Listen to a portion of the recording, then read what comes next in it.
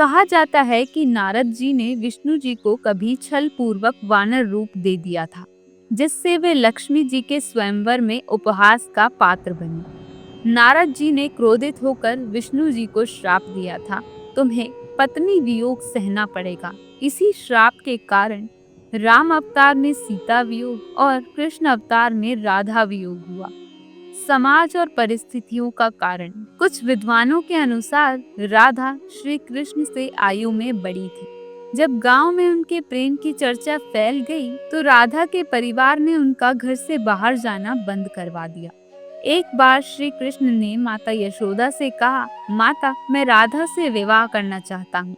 यशोदा मैया ने समझाया, राधा तुमसे बड़ी है और उनका रिश्ता रायाण से तय हो चुका है, ये विवाह संभव नहीं है।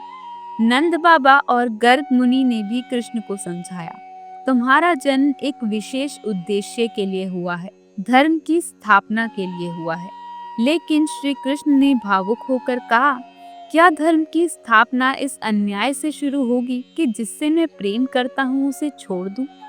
तभी गर्ग मुनि ने उन्हें यह रहस्य बताया, तुम यशोदा के नहीं बल्कि देवकी और वासुदेव के पुत्र हो।